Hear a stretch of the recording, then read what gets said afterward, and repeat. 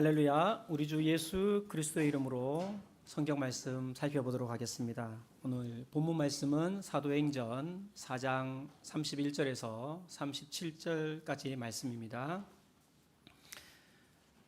사도행전 4장 31절에서 37절까지의 말씀 저와 함께 교독하도록 하겠습니다. 제가 먼저 읽고요. 마지막 구절은 함께 읽도록 하겠습니다. 사도행전 4장 31절. 빌기를 다음에 모인 곳이 진동하더니 무리가 다 성령이 충만하여 담대히 하나님의 말씀을 전하니라.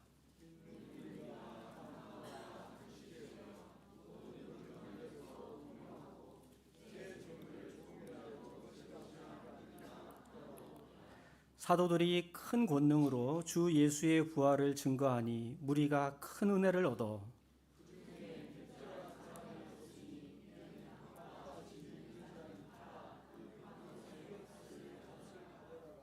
사도들의 발 앞에 두매 저희가 각 사람의 필요를 따라 나눠 주미러라.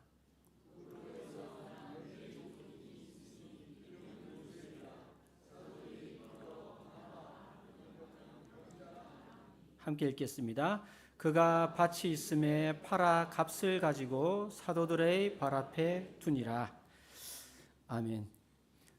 우리의 신분은 그리스도인입니다.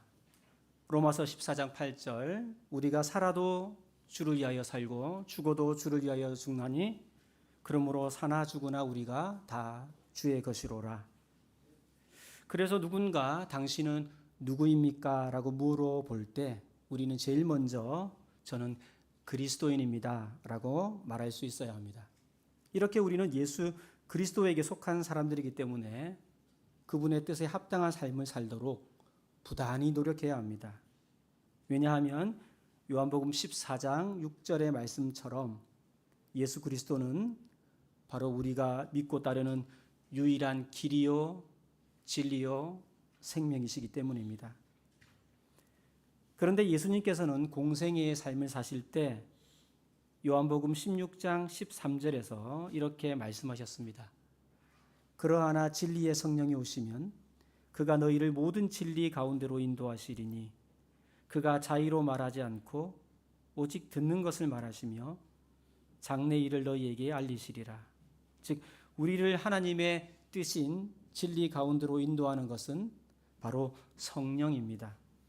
그래서 우리는 늘 성령 충만을 구해야 합니다. 예수님께서는 승천하시기 전 사도행전 1장 4절에서 제자들에게 예루살렘을 떠나지 말고 아버지의 약속하신 성령을 기다리라고 하셨습니다. 그리고 그 말씀대로 사도행전 2장에서 약속의 성령이 모인 무리 모두에게 충만하게 임했고 그 자리에 모인 초대교회 공동체 구성원들은 단 한 명도 빠짐없이 모두가 다 성령의 강한 인도함을 받아 성령 충만한 삶을 살아갔습니다. 그런 삶이 오늘 본문 말씀 사도행전 4장까지 계속 이어지고 있습니다. 그들의 성령 충만한 삶은 개인 단위, 가정 단위를 넘어서서 공동체 단위에서 드러난 삶이었습니다. 오늘 이 시간에는 여기에 모인 우리가 단 한 명도 빠짐없이 성령이 충만해지면, 다시 말해서 여기에 모인 우리가 공동체 단위에 이르기까지 성령이 충만해지면 어떤 일이 벌어지는지 말씀을 통해 살펴보고자 합니다. 이를 통해 우리의 신앙을 점검하고 우리 교회 공동체가 성령 충만한 삶을 추구하는 데 힘쓰기를 원합니다. 첫째, 교회 공동체가 성령이 충만해지면 담대히 복음을 전하게 됩니다. 본문 말씀 사도행전 4장 31절입니다. 빌기를 다음에 모인 곳이 진동하더니 무리가 다 성령이 충만하여 담대히 하나님의 말씀을 전하니라. 본문 말씀이 있는 사도행전 4장은 사도행전 3장에서부터 시작된 일과 관련되어 있습니다.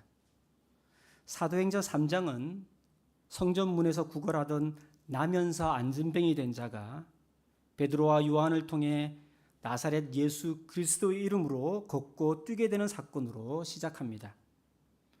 사도행전 3장 2절에 보면 이 안진뱅이는 성전에 들어가는 사람들에게 구걸하기 위하여 날마다 미문이라는 성전문에 두는 자라고 기록되어 있습니다.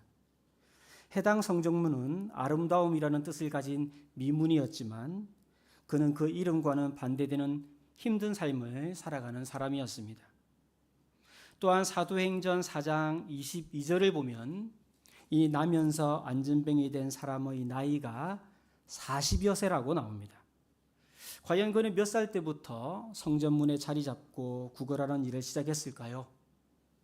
10세 때부터 시작했다고 하면 적어도 30년 이상 붙박이 구걸 생활을 했을 것입니다. 그리고 성전문은 당시 가장 많은 사람들이 빈번하게 오가는 번화가였으므로 그는 오랜 세월 동안 많은 사람들에게 날마다 노출되어 있었기 때문에 대부분의 사람들이 알고 있었을 것입니다.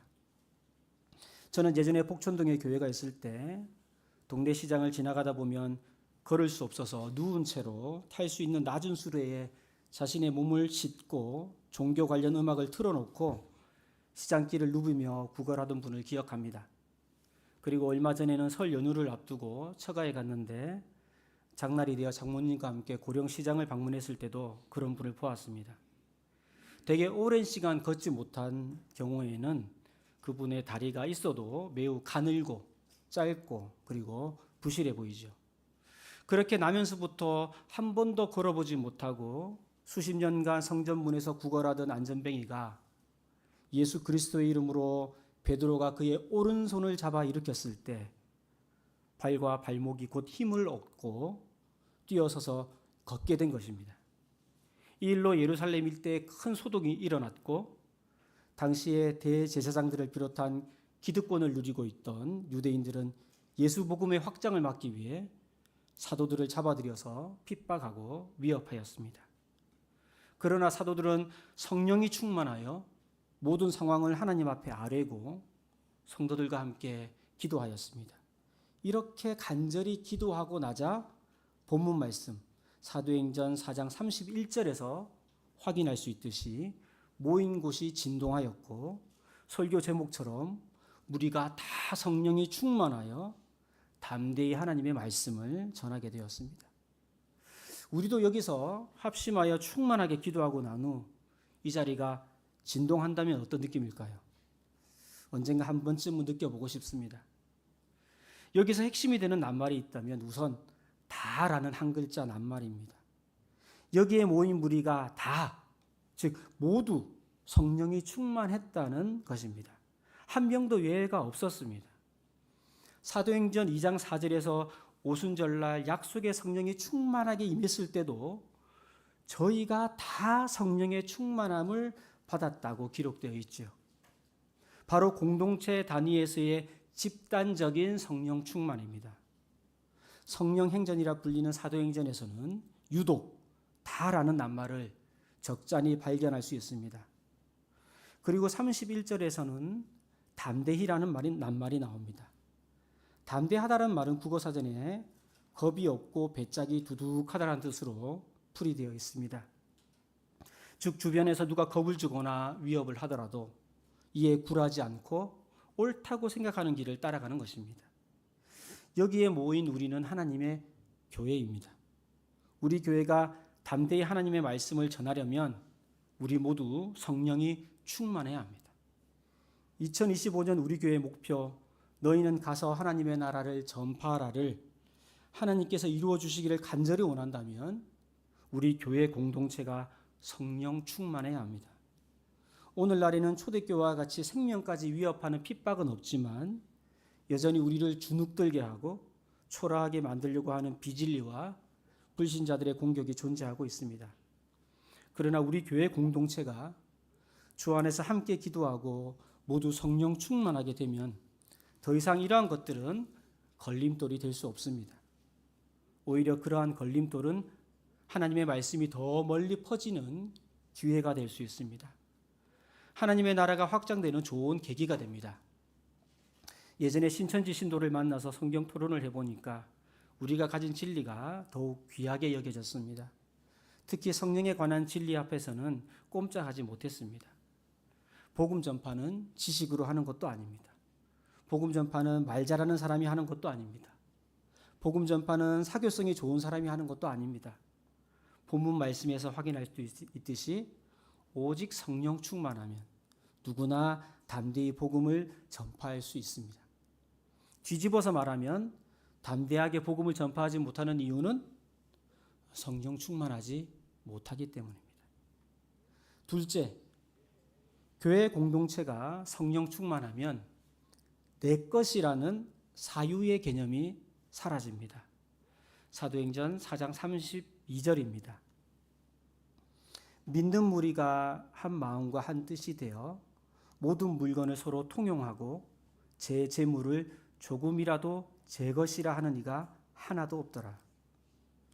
사도행전 2장 이후에 묘사되고 있는 사도교회의 모습은 모두 오순절 성령 강림 직후의 삶을 보여주고 있습니다. 따라서 여기에 믿는 무리는 다른 말로 표현하면 성령 충만한 무리라고 할 수 있습니다. 이렇게 성령이 충만하면 한 마음과 한 뜻이 됩니다. 여기서 우리가 주목해야 할 점은 믿는 성도들이 한 마음과 한 뜻이 되면 성령 충만해지는 것이 아니라 믿는 무리가 다 성령이 충만해지면 한 마음과 한 뜻이 된다는 것입니다. 우리는 흔히 서로 다투지 말고 한 마음과 한 뜻이 됩시다 라고 구호를 외칠 때가 있습니다. 하지만 한 마음과 한 뜻은 힘있게 구호를 외친다고 이루어지는 것이 아닙니다. 그만 좀 다투고 하나가 되어 봅시다. 이렇게 다그친다고 되는 것이 아닙니다. 모임 무리가 다 성령이 충만해야 가능한 일입니다. 나만 성령 충만하다고 되는 것도 아닙니다. 그 모임을 구성하는 모든 사람이 다 성령 충만해야 가능합니다. 그리고 에베소서 4장 3절의 말씀처럼 한 마음과 한 뜻이 된 후로는 이것이 유지되도록 평안에 매는 줄로 성령의 하나 되게 하신 것을 힘써 지킬 때 가능한 일입니다.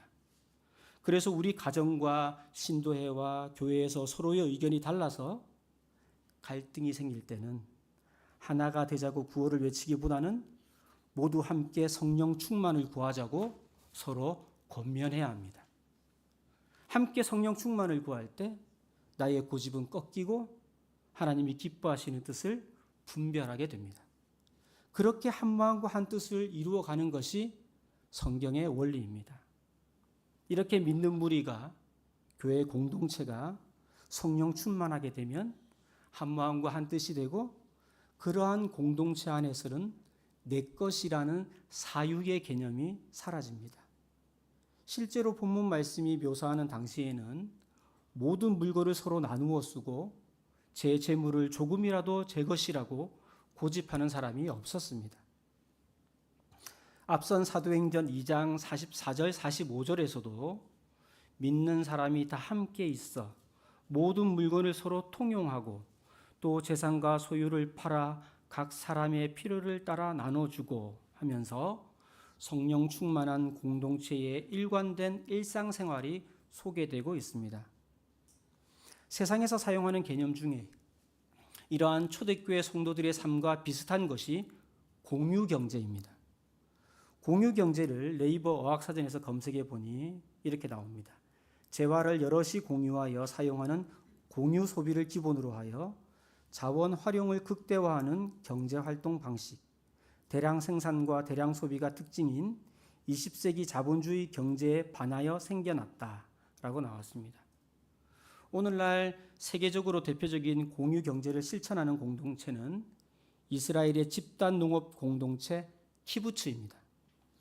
키부츠에 대한 요약된 설명은 다음과 같습니다.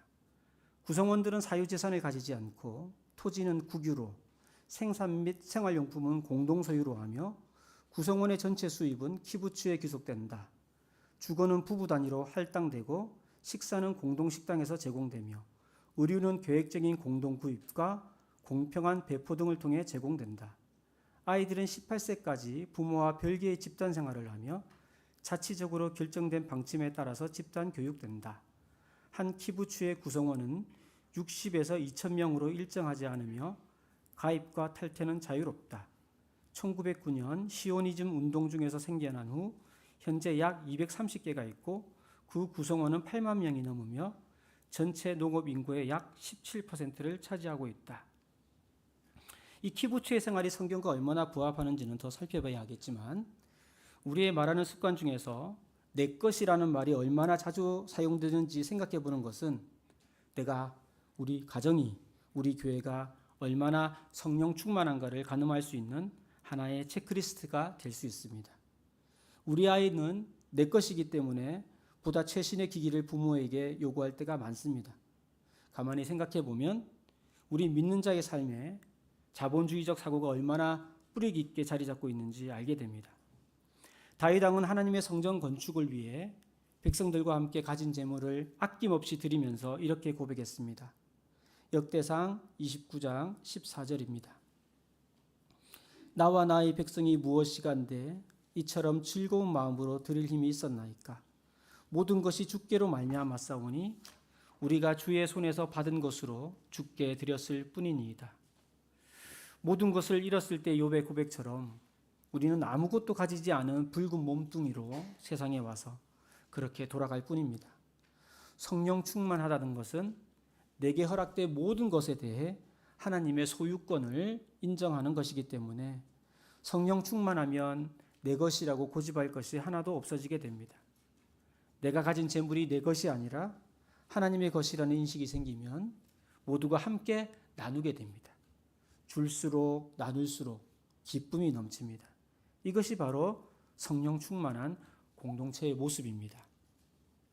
디모데전서 6장 7절에서 8절 말씀 보겠습니다. 우리가 세상에 아무것도 가지고 온 것이 없음에 또한 아무것도 가지고 가지 못하리니 우리가 먹을 것과 입을 것이 있은즉 족한 줄로 알 것이니라. 일찍이 우리 예수님은 먹을 것과 입을 것은 책임져 주신다고 하셨습니다. 그것만 평생 보장된다면 나머지는 다 나누면서 살 수 있지 않을까요? 셋째, 교회 공동체가 성령이 충만해지면 오직 말씀을 따라 살게 됩니다.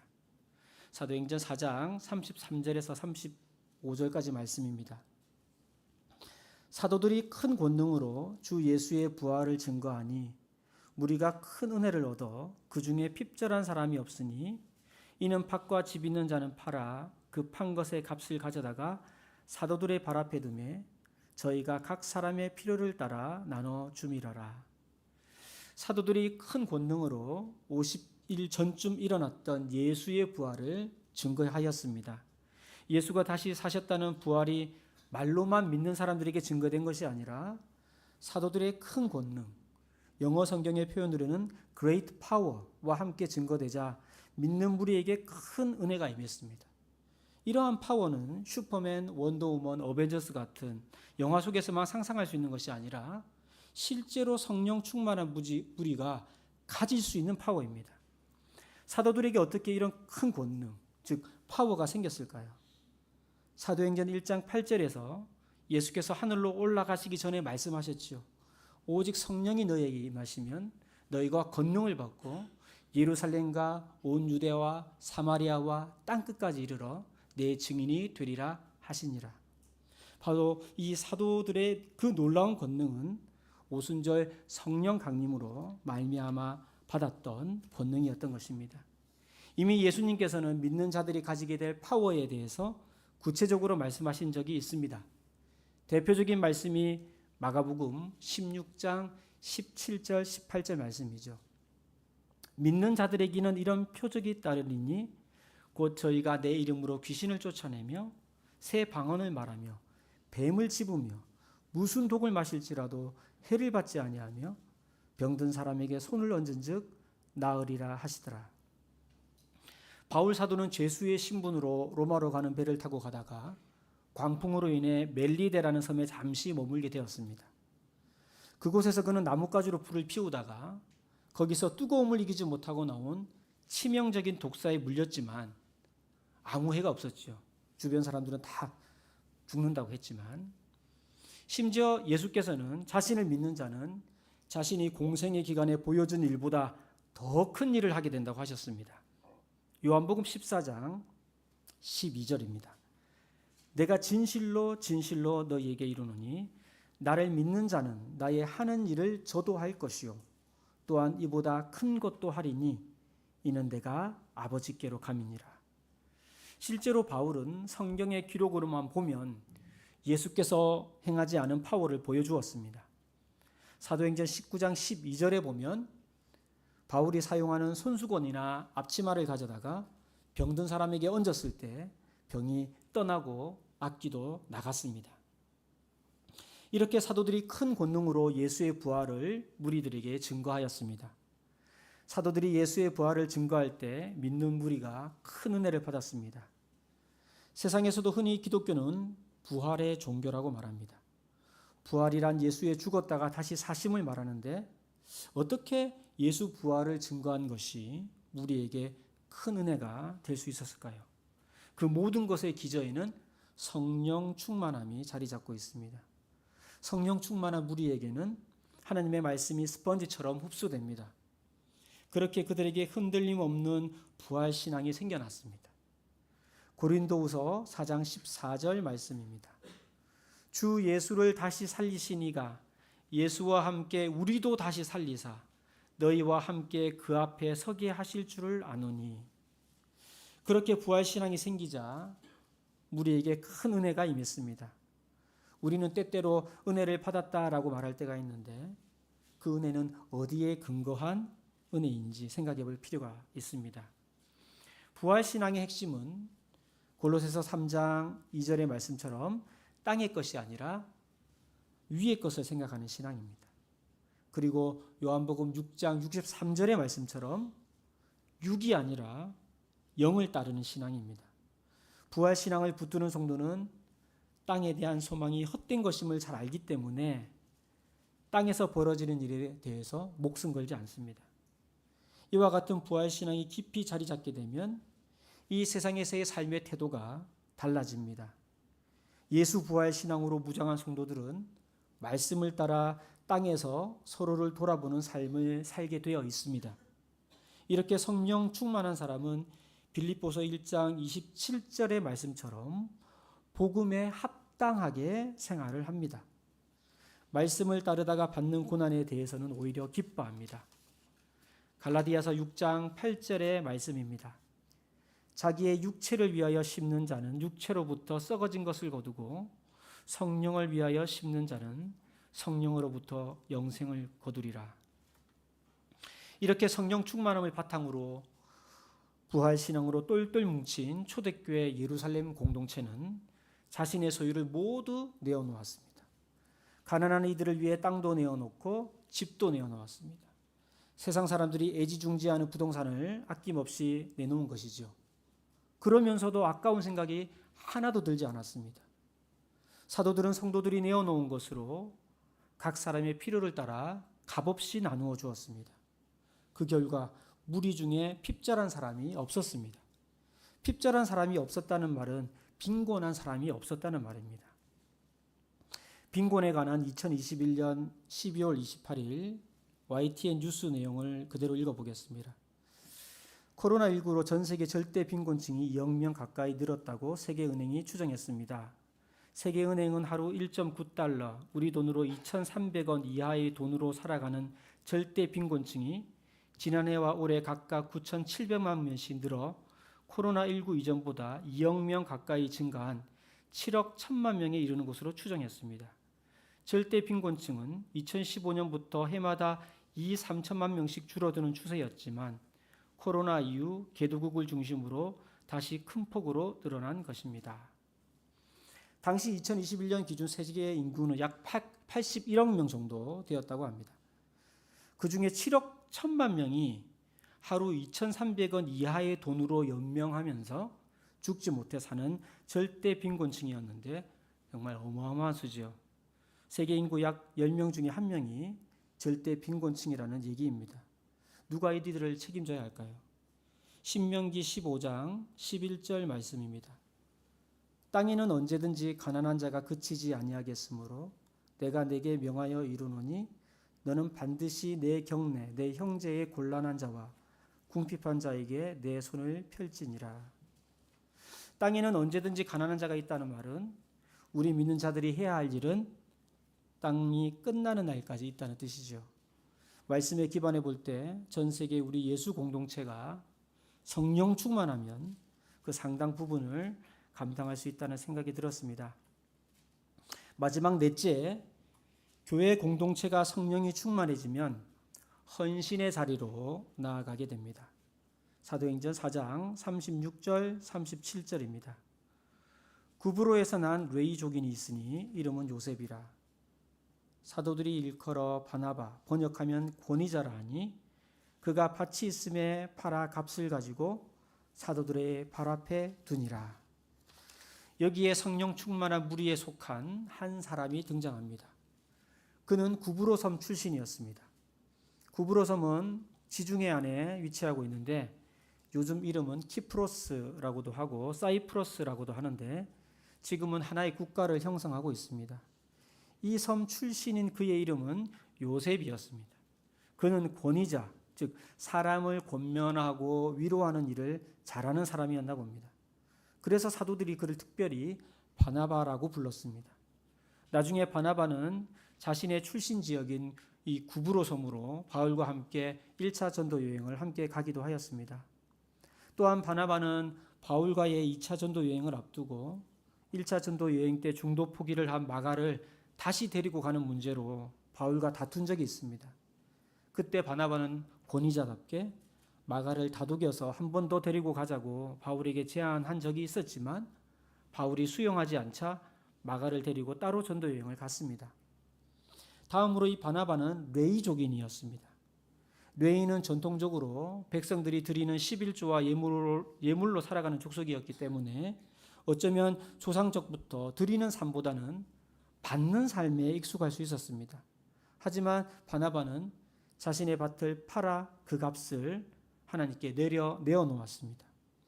하나님의 나라를 위해 땅을 파는 것도 쉽지 않지만 그 판 값을 온전히 내어 놓는 것은 훨씬 더 어렵죠. 이렇게 교회 공동체가 성령 충만하면 바나바처럼 드리는 삶으로 헌신하는 사람이 줄줄이 나타납니다. 성령 충만한 성도는 사도행전 20장 35절의 말씀처럼 주는 것이 받는 것보다 복됨을 압니다. 실제로 우리 주변에는 남들이 좋다고 하는 직장을 버리고 주님의 일에 더욱 헌신하는 성도들이 있습니다. 또한 높은 보수를 버리고 적게 받더라도 안식일을 지키기 위해 이것저것 따지지 않고 낯선 직장을 선택하는 성도들이 있습니다. 세상에서 동경하는 높은 직위도 마다하는 성도들이 있습니다. 무엇이 더욱 가치 있는 삶인지 잘 알기 때문이죠. 이러한 삶은 성령이 충만해야 선택할 수 있는 삶입니다. 로마서 12장 2절 말씀입니다. 너희는 이 세대를 본받지 말고 오직 마음을 새롭게 함으로 변화를 받아 하나님의 선하시고 기뻐하시고 온전하신 뜻이 무엇인지 분별하도록 하라. 성도 여러분, 우리도 초대교회 공동체와 같은 신앙생활을 하기를 원하십니까? 그러기 위해서 우리는 성령 충만을 위해 힘써야 합니다. 개인 단위에서도 힘써야 하고 가정 단위에서도 힘써야 하고 교회 공동체 단위에서도 힘써야 합니다.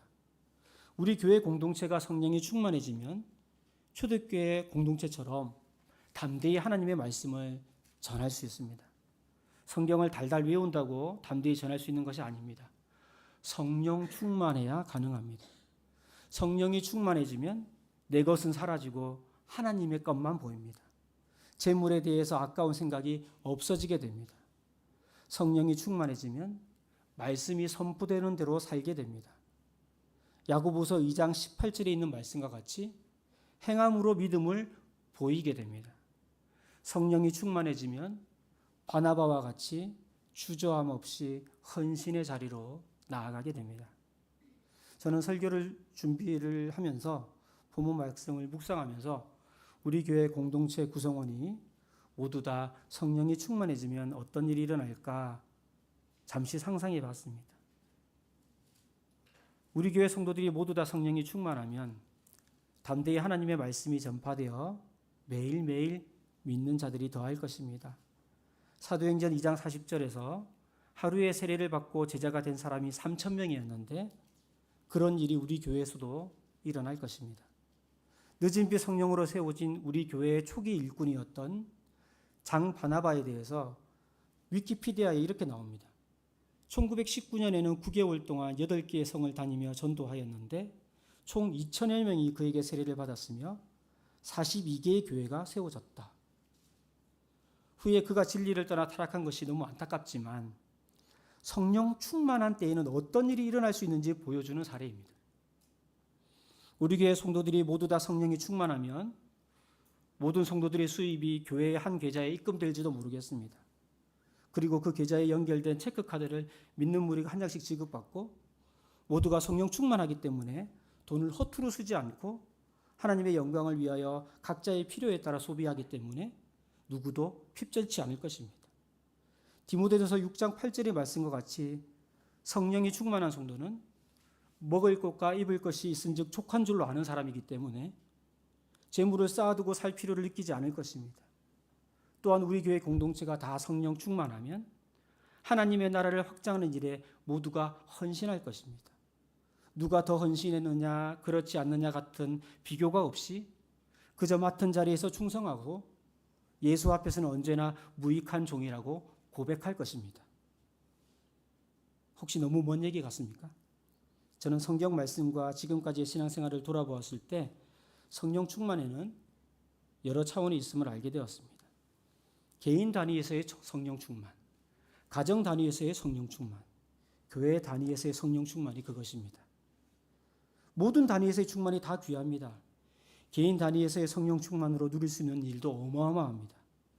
가정 단위에서의 성령 충만으로 누릴 수 있는 일은 더 어마어마합니다. 그런데 본문 말씀에서의 변화가 우리 교회에서 일어나려면 교회 공동체 단위에서의 집단적인 성령 충만이 있어야 한다는 점입니다. 성령 충만한 개인이 많아질수록, 성령 충만한 가정이 많아질수록, 성령 충만한 신도회가 많아질수록 교회 공동체가 성령 충만해지기는 더 쉬워질 것입니다. 문제는 이것이 결코 만만치 않다는 점입니다. 오순절 성령 강림으로 나타난 예루살렘 교회의 성령 충만한 모습은 사실 별로 길게 가지 못했습니다. 바로 사도행전 5장에 가면 집단적인 성령 충만으로부터 사유의 유혹에 빠진 아나니아와 삽비라 부부가 성령을 속이고 소유를 드리는 일에 거짓을 행하여 죽는 일이 발생합니다. 곧이어 사도행전 6장에 가면 과부들을 구제하는 일로 교회가 분열하는 모습이 발생합니다. 다행히 사도들이 지혜롭게 일을 처리해서 교회가 더욱 성장했습니다. 그만큼 성령 충만을 집단적으로 공동체 단위에서 유지하기가 만만치 않다는 뜻입니다. 하지만 예수께서 말씀하신 대로 사람으로는 할 수 없으되 하나님으로는 다 하실 수 있느니라. 오늘 길지 않은 본문 말씀에는 교회 공동체의 완전함과 온전함과 하나됨을 드러내는 낱말이 많이 나옵니다. 다, 한, 모든, 하나도, 없으니, 각 사람, 조금이라도 등이 그렇습니다. 이 모든 것은 공동체 단위의 성령 충만함으로 가능합니다.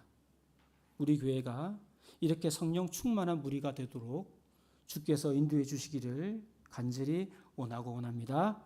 할렐루야.